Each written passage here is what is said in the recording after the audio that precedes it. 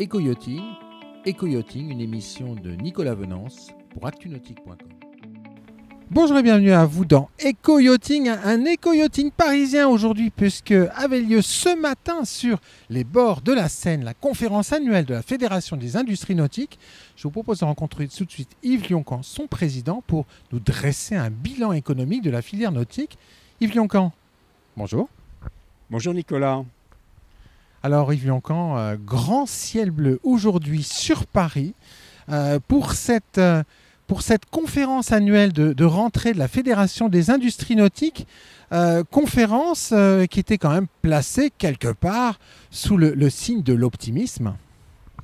Oui Nicolas, ce qui est vrai c'est qu'on a eu peur. N'oublions pas que pendant 3 mois, toutes les activités économiques et industrielles de la filière comme de l'économie en général ont été arrêtées en 2020. Et donc d'abord on a eu peur que cet arrêt ait des effets durables.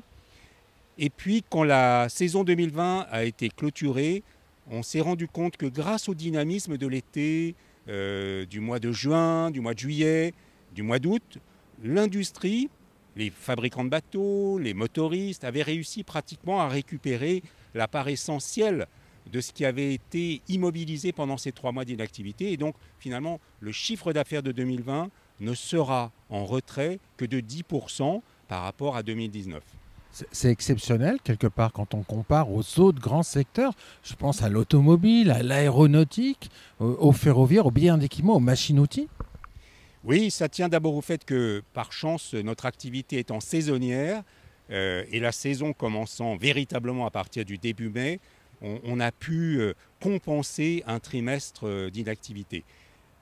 Ça tient aussi beaucoup au sang-froid dont ont fait preuve les chefs d'entreprise qui ont pour l'essentiel préservé leurs outils de production et qui, grâce au soutien public, il faut aussi le dire, grâce au report de charges sociales, à l'activité partielle de longue durée, ont pu protéger leurs ressources humaines, faire en sorte que leurs opérateurs restent en poste. Et donc, lorsque la reprise d'activité a été possible, elle a pu être immédiate et très efficace.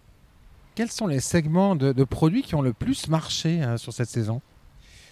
Cette saison, c'est essentiellement, d'abord, tous les segments ont été bien orientés, avec un segment plus actif, plus dynamique, surtout en Amérique du Nord, qui a été le petit bateau à moteur jusqu'à 40 pieds, mais également les voiliers, les bateaux à moteur plus importants. D'une façon générale, on a vu à la fois revenir des clients existants qui avaient parfois d'ores et déjà un bateau et qui avaient le goût de reprendre une pratique régulière. Et puis on a vu aussi arriver des nouveaux clients, des nouveaux plaisanciers qui avaient le désir de découvrir le bonheur de naviguer. Oui, parce que ça fait pratiquement 10 ans qu'on n'avait pas eu autant de néo-pratiquants, alors aussi bien pour acheter un bateau que pour s'inscrire dans des clubs de voile ou de nautisme. Oui, alors ce qui est intéressant, c'est que ça touche effectivement toutes les tranches d'âge. Cet été, l'été 2021, les bases nautiques, les clubs de voile, les Glénans, l'UCPA, d'une façon générale, tout l'outil d'accueil et de formation des jeunes a été extrêmement sollicité. Ça a été une magnifique saison pour eux. À eux de transformer cette saison 2021 en un succès 2022.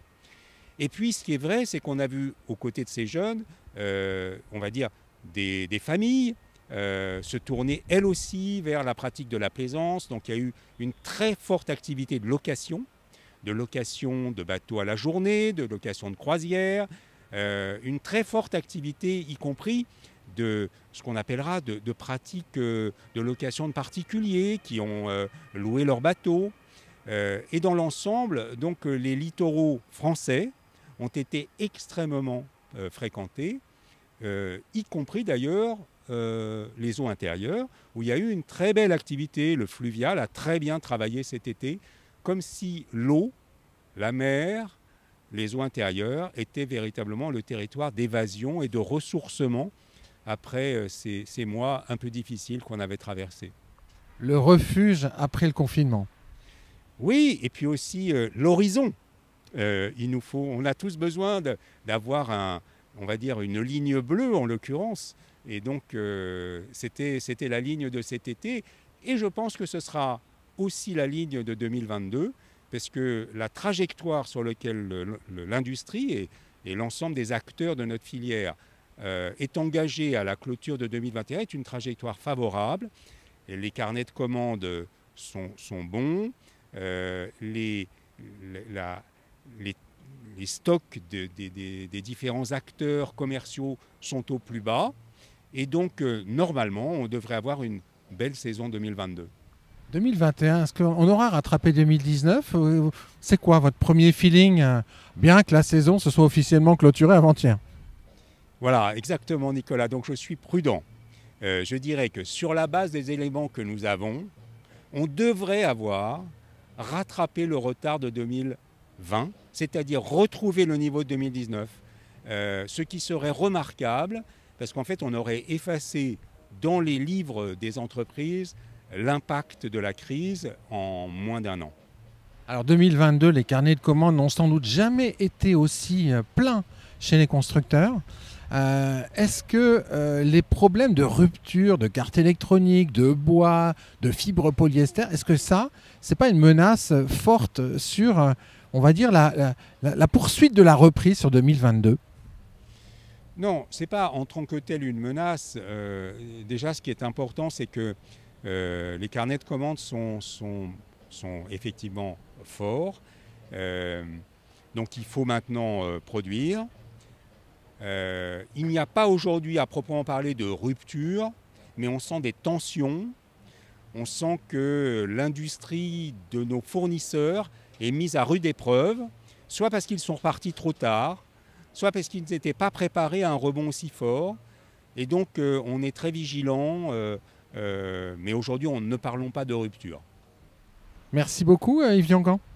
Merci Nicolas, à bientôt. Cette émission est accessible à tout moment sur la chaîne YouTube d'ActuNautique, mais aussi en podcast sur Spotify, Deezer, Apple, Google, Acast et SoundCloud.